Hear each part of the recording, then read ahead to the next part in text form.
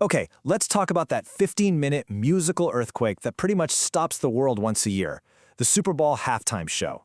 I mean, today, it is an absolute cultural juggernaut. But believe it or not, it wasn't always this way.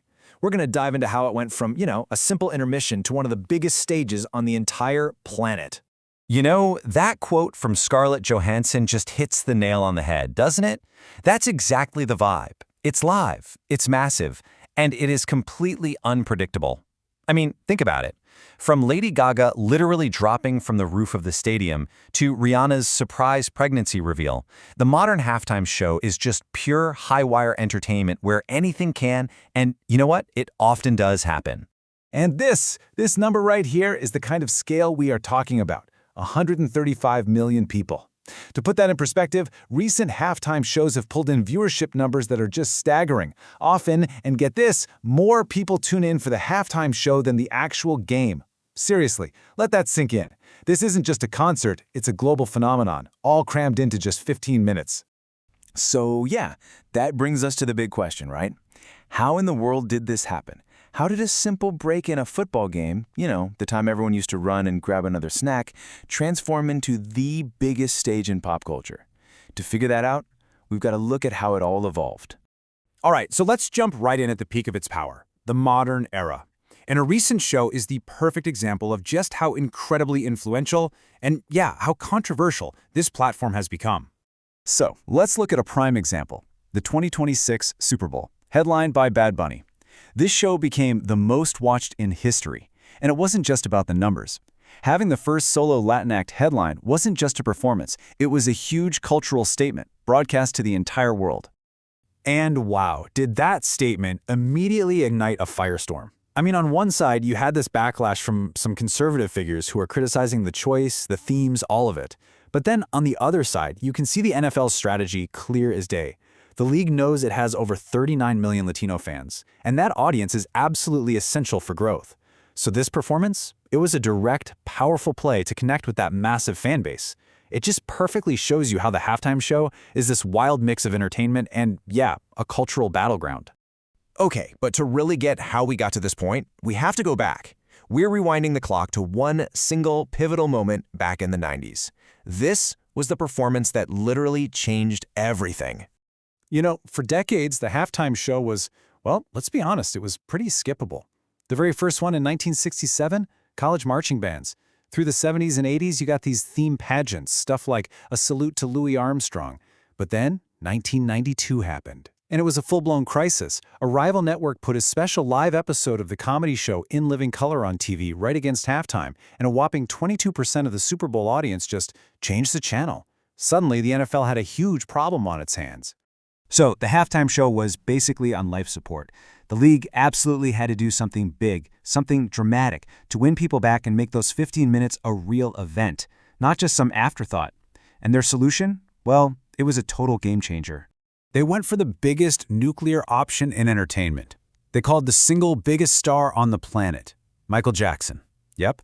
In 1993, the NFL made the call that would completely redefine the halftime show forever. They signed the King of Pop, and they were betting that his star power alone could be as big as the game itself. And the proof is right here in the numbers. Just look at this. You can see that massive 22% ratings drop in 1992.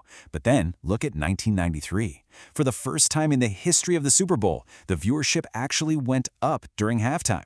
Michael Jackson didn't just stop the bleeding. He proved that one single megastar could turn the halftime show into the main event. And just like that, the formula was born. So MJ's performance basically created the blueprint.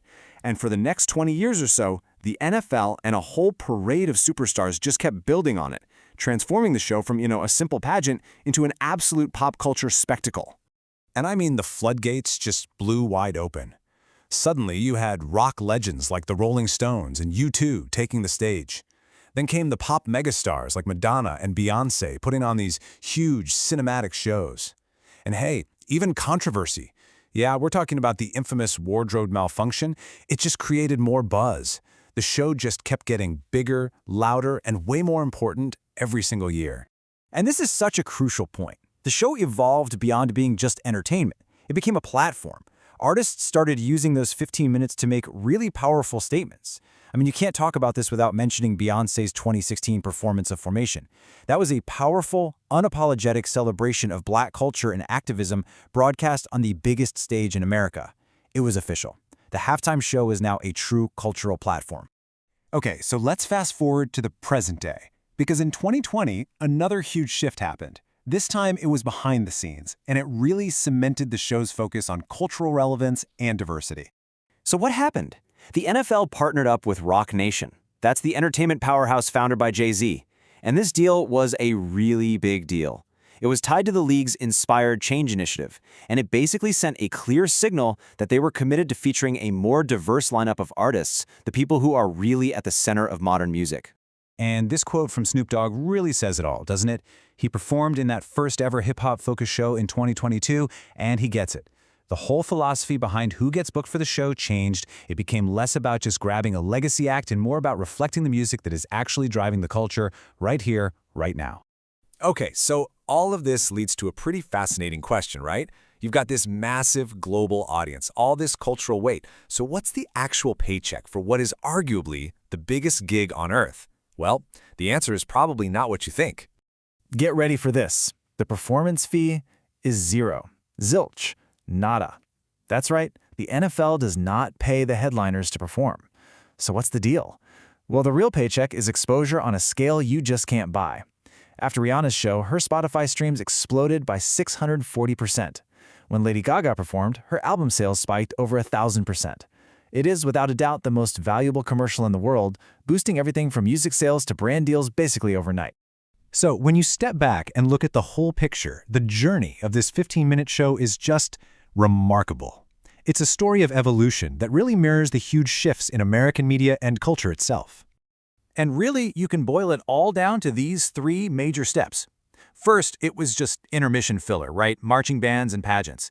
Then came step 2, the Superstar Showcase. That was the Michael Jackson revolution. And that was huge. But the final step, where it becomes this massive cultural platform, a place where music, commerce, and social commentary all smash together, that is what defines the halftime show today.